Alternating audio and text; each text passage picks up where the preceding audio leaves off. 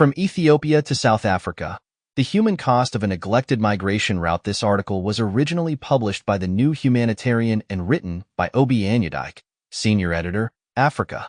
Editor's note from the New Humanitarian. This ongoing series explores the humanitarian implications of South-South migration.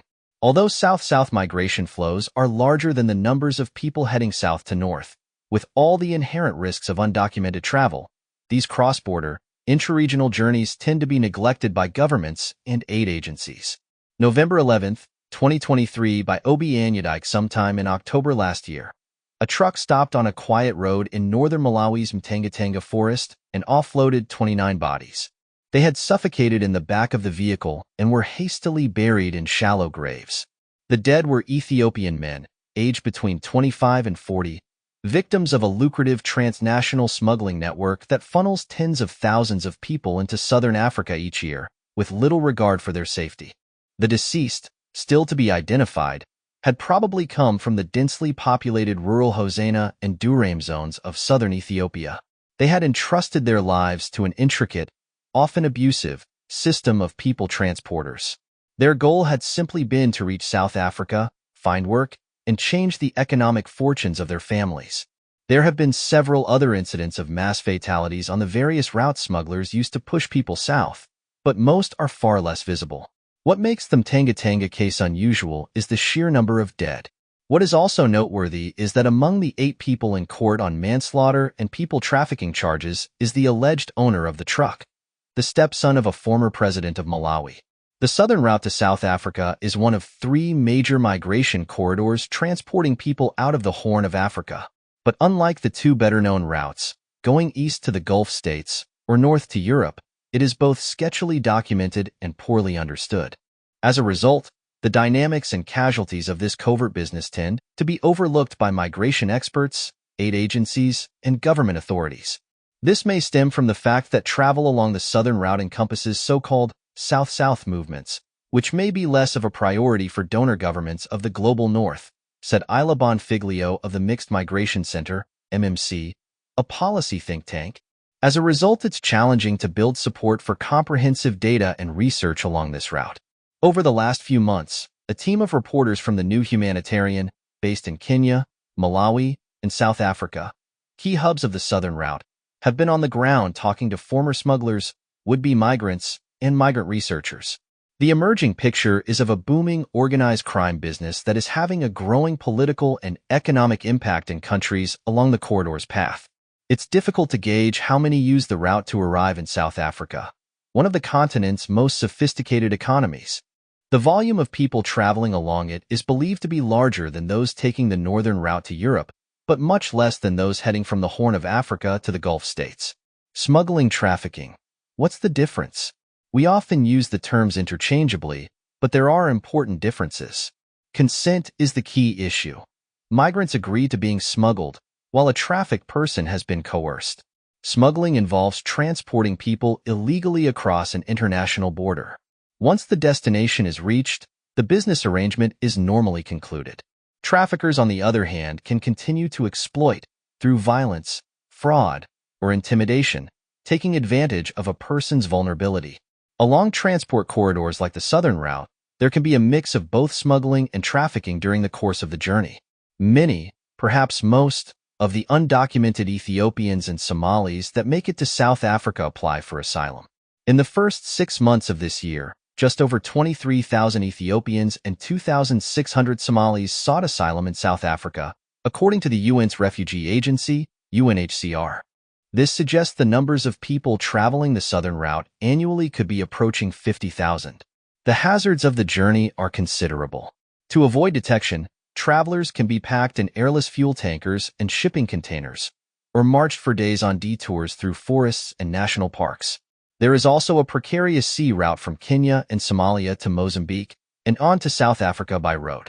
There is little food along the way, and those who fall sick are usually abandoned. There is also an ever-present threat of violence or extortion, typically a sudden demand for more money, as well as the danger of being kidnapped by criminal gangs or rival smuggling networks. That smugglers commonly refer to migrants as goods underlines just how dehumanizing the business is. Heading south with the spike in jihadist threats across eastern and southern Africa, borders have become more securitized and travel documents harder to obtain. That has encouraged clandestine migration and the expansion of the lucrative smuggling economy. Verified migrant deaths in Africa are among the highest in the world, a reflection of the inherent dangers of irregular movement. The road trip south can take up to 6 months to complete and is expensive. It costs an average of roughly $4,800 per person, compared to $700 to Saudi Arabia and the Gulf, according to the UN's migration agency, IOM. But these are not fixed rates. Generally, the more money paid, the faster the travel and the greater insulation against the risks. Those making the journeys are overwhelmingly young men from southern Ethiopia and urban Somalia seeking to escape the lack of opportunities at home. The goal is to find work, typically in the small and formal corner shops known as spazas, a retail niche in which Ethiopian and Somali immigrants excel. They not only employ the new arrivals, but, after a few years of work, the community will typically help these young men set up their own businesses. The travel is voluntary, supported and sponsored by the young men's families, or by their connections in South Africa. Over the last 2 decades, the immigration trail has become a tradition in the Hosanna and Durame areas of Ethiopia's southern nations, nationalities, and peoples region, SNNPR, which borders Kenya, the first in a chain of countries along the southern route. There's no family in Hosanna that doesn't have a person here, said Johannes Habib, chair of the Ethiopian business community in South Africa. They are escaping poverty, and we Ethiopians work hard. He reckons there are tens of thousands of Ethiopian-owned spaza shops in South Africa. The journey's huge cost is counted as an investment by families. The odyssey begins with a visit to a local agent of one of the smuggling networks and the subsequent sale of land and livestock, or taking out of a loan to fund a son's trip. Payments are usually staggered, partly as leverage to try and ensure the travel to South Africa is completed. Ethiopian migration researcher Yordanos Estefanos told the New Humanitarian. The benefits are tangible and publicly visible in towns in the SNNPR, Estefanos said. Remittances pay for the new houses, the farm equipment, the school fees, and lavish weddings. Upward mobility, the reward for having a brave and dutiful son. Migration is now socially embedded, noted Estefanos. Facebook posts and videos from the men in South Africa all paint a very rosy picture, and even pastors in some churches advocate it. That works to allay the fears in the minds of the families. The young men themselves, in a mix of bravado and fatalism, see the risks as worthwhile, if they can make it, he added. The smuggling networks are decentralized and extremely flexible. Routes constantly change depending on law enforcement pressure. A network will be run by a chief smuggler, usually based in Kenya, who outsources to connections in each country. By controlling payments along the corridor, they retain a measure of influence. But that sway begins to fade once the journey gets underway. As a migrant, you're traveling in a group, in the hands of smugglers. An Ethiopian community worker who supports detained migrants told the New Humanitarian, asking not to be named. You have no phone, no control, and that's when abuse can start. There is a lot of deception used by the smugglers over the travel process, said Lucy Msik from the IOM office in Tanzania. They will say the journey is safe, that it will take only a few weeks, but the reality is very different. Destination Nairobi Moyale is a bustling town on the Kenya-Ethiopia border that serves as a base for a number of smuggling networks. A smooth highway cuts through the northeastern drylands, ending in the capital, Nairobi. But most migrants are taken instead in groups through the bush, using so-called panya rat routes to avoid checkpoints. They usually join the main road around the town of Isiolo. Exhausted, they're packed into vehicles, sometimes hidden among livestock, for the final 270-kilometer leg to Nairobi. As Ethiopian migrants are conspicuous by their features, an absence of documentation, and generally an inability to speak Kiswahili, bribes are paid when police are encountered along the way. Densely populated Kiamako, in Nairobi's Mathar informal settlement, is just one of a number of hardscrabble neighborhoods where migrants are hidden.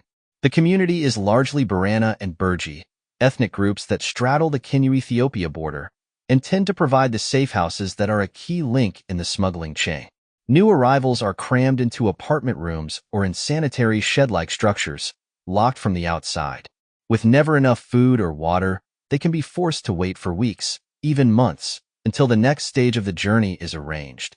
There can also be an element of trafficking, with the migrants forced to work in construction or slaughterhouses to maximize the smugglers' profits, community leaders told the New Humanitarian.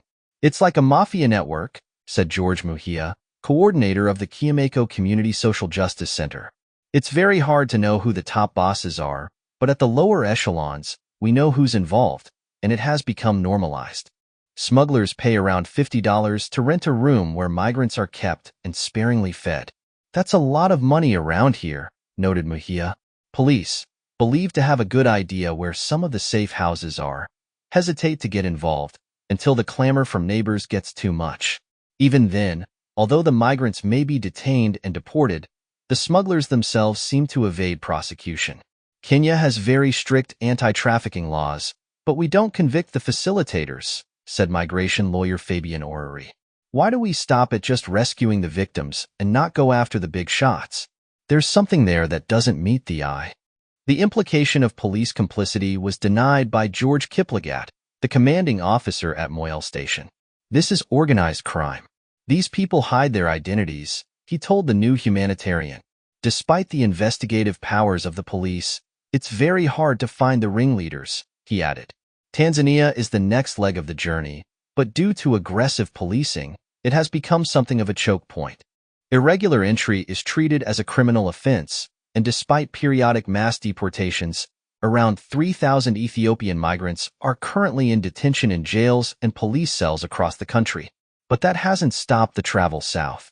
As in much of the world, borders here are an abstract notion for communities that live alongside them.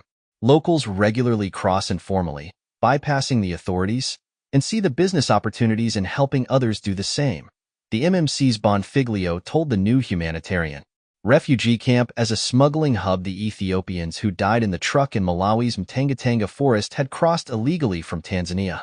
The vehicle's likely destination was the Dzaleka refugee camp, just outside the Malawian capital, Lilongwe. It's more like a small village than a refugee settlement. Its center a hive of small shops and bars. It's also a hub for migration and trafficking, according to the United Nations Office on Drugs and Crime. But a handful of relatively large houses look out of place in Dzaleka's narrow lanes. These are allegedly the homes of the 10 or so Ethiopian-run smuggling syndicates. Double metal gates and high walls topped with razor wire and floodlights conceal inner compounds, far from the standard 1- or 2-room refugee accommodation. Smart, street-casual young Ethiopian men drive 4x4s and Golf GDIs, some parked discreetly at a petrol station outside the camp. Although they may own bars and businesses in Dzaleka or rent land and farm, the refugees the New Humanitarian interviewed claimed it was all a front for smuggling, the real moneymaker. They introduced themselves as businessmen, but we know what they do, said an Ethiopian professional working in Lilongwe, who asked not to be named for safety reasons. They are behind the scenes, working the phones and controlling the networks. They use Congolese and Burundian refugees to do the work, and Malawians who can travel unnoticed. A senior crime prevention expert, who also asked not to be named given the sensitivity of his work, said he knows of one top smuggler who runs a fleet of 18 vehicles shuttling migrants from the Tanzanian border to Dzaleka, making $2,500 per vehicle per trip. They don't have any remorse. Migrants arriving in Dzaleka are kept in houses rented from refugees. There, they wait, sometimes for months, until connections have been arranged and payments received for the next step of the journey, usually to Mozambique and then on to South Africa. The New Humanitarian spoke to 2 refugees hired by one of the Dzaleka syndicates to feed and keep an eye on the arriving migrants. They described cramped conditions in a chain of small houses, with threadbare mats covering hard floors, just 2 meals a day, and occasional violence. The abuse is usually punishment for the failure to pay the next installment, normally sent via mobile money. The smugglers tell us, "Don't feed that guy, or they beat him," said one of the 2 men. They don't have any remorse. They only care about the money. Yet extremely poor treatment, or too long a delay, can occasionally result in migrants switching, with the help of their families, to better performing syndicates. That can cause conflict both in Dzaleka and South Africa, said Estefanos. Retaliation is usually in the form of a tip-off to the police about a rival network's next border run. The clandestine nature of the business means it's hard to assess how many migrants move through Dzaleka. The Ethiopian professional believes a top smuggler can transport 40 to 70 people a month. The men looking after the migrants said the number is far higher, in the hundreds. The scale of the money generated is deeply corrupting. Law enforcement and immigration officials provide the syndicates with seemingly cast-iron protection and impunity, a business model built on officialdom's greed. A police officer recently posted to Dzaleka's small station said everyone in his training college was aware of the financial opportunities, in the form of payoffs, the camp represented. Although it was known to be a smuggling hub, his commanding officers preferred them to focus on the regular caseload of theft and domestic violence. He told the New Humanitarian, speaking on condition of anonymity. Is the journey worth it? In September, more than 100 undocumented Ethiopians were found by South African police crammed into a house in Primrose, an old suburb east of Johannesburg. They were living in appalling conditions, and some were dehydrated and malnourished. They had been packed in that house, with one toilet and buckets, and they hadn't been allowed to leave, a policeman at Primrose Station told the New Humanitarian, and asked not to be named as he wasn't authorized to speak to the media. The residential home was a collection center for new arrivals. From similar safe houses in Johannesburg, migrants are moved to less crowded dorms until the final arrangements are made. Then it's a rendezvous at a McDonald's or a similarly nondescript meeting point and a handover to a friend, relative, or sponsor. At that point, the migrants would likely think their long and difficult journey is over. However, South Africa itself represents a whole new set of burdens beyond the hardships of the road. That includes rising anti-foreign African sentiment, a staggering crime rate, a stuttering economy, and a dysfunctional Department of Home Affairs that frustrates asylum applications. And the future may not be any easier. A recent white paper sets out the government's far-reaching plans to clamp down on economic migration as part of a radical overhaul of refugee policy. Habib, the chair of the Ethiopian business community, told the New Humanitarian that in the 18 years he has lived in the country, he has never tried to bring anyone from his Hosanna home region. Although he is sympathetic to the drivers of migration, there is no safety here, he said, a reference to both the general insecurity and rising Afrophobia. His concern right now is focused on a spate of recent attacks on spaza shops led by the populist Dujala movement, which aims to register as a political party in time for next year's election. None of these challenges are ever mentioned by the smuggling networks to prospective migrants or their families as they prepare to gamble on the journey south. But even if it were, the young men wouldn't pay attention, said Estefanos. Their attitude is, however tough life may be in South Africa, it's still better than poverty at home.